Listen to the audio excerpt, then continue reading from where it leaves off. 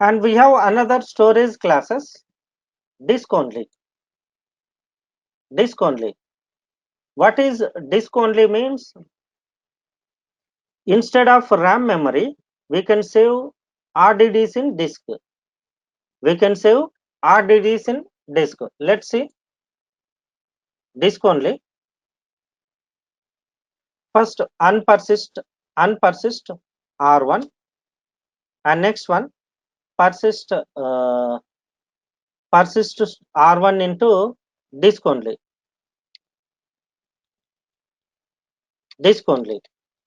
When you use disk only, when you use disk only, and next execute any count action or take action.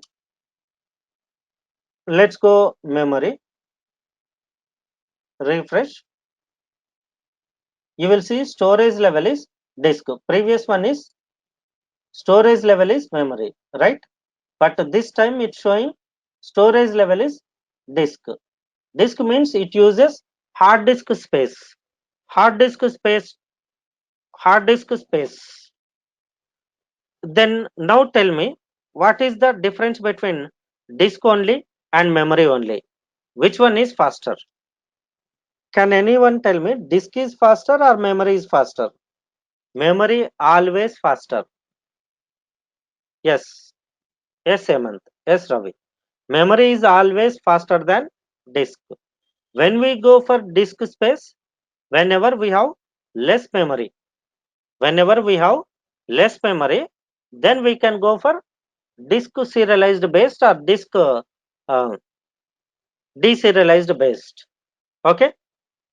And we have one more storage class, memory and disk. Memory and disk. Let's use memory and disk.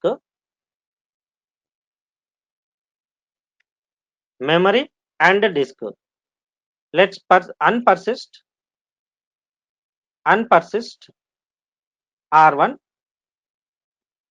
Let's refresh. Let's refresh.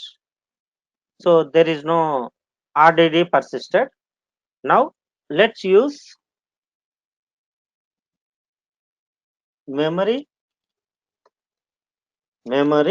underscore disk underscore only. Memory and disk, not only memory and disk. Let's execute this one.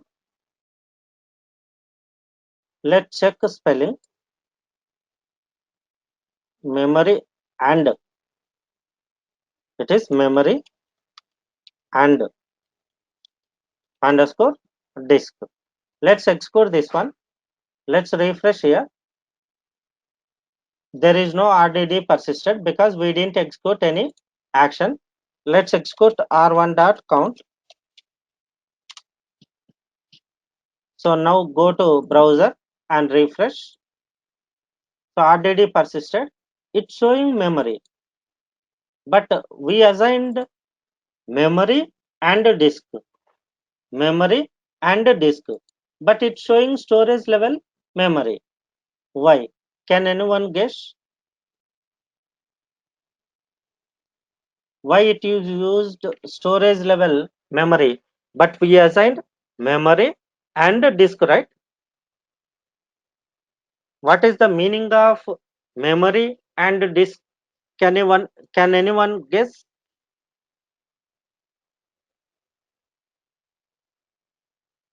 Memory may enough.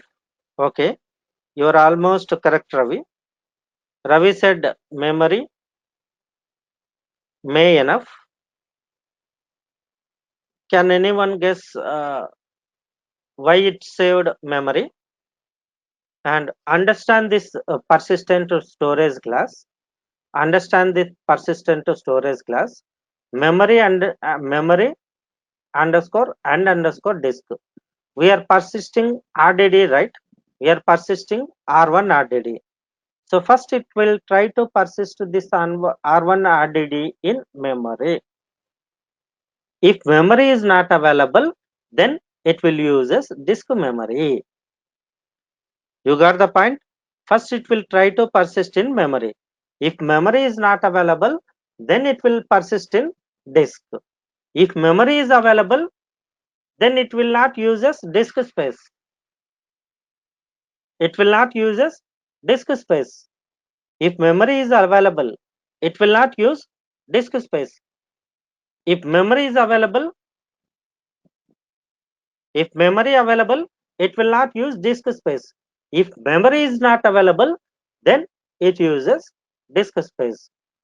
The meaning of this storage class is, if memory is available, it will use as memory.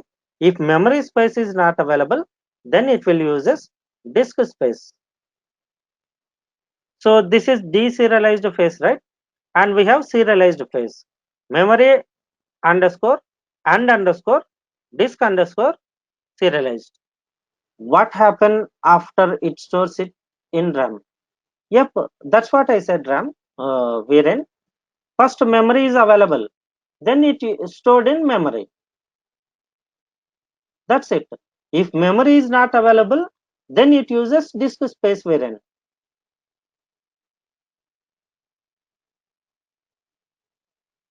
You got the point, Viren?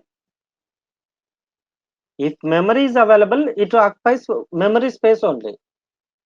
If memory not available, then only it go for disk space. Once application is closed, this memory is automatically released, Viren. This is not permanent storage locations. Whatever you are using this storage classes, right? Once application is closed, automatically memory is released. Okay. And next one, see, I want to perform persist only, but replication factor I want to change. So after storage level, memory underscore and underscore disk underscore 2 means it will create 2 replication factor. For every storage class, if you want to replication factor, you can use storage class underscore 2. Then it will create replication factor 2. Okay. So that's it for today.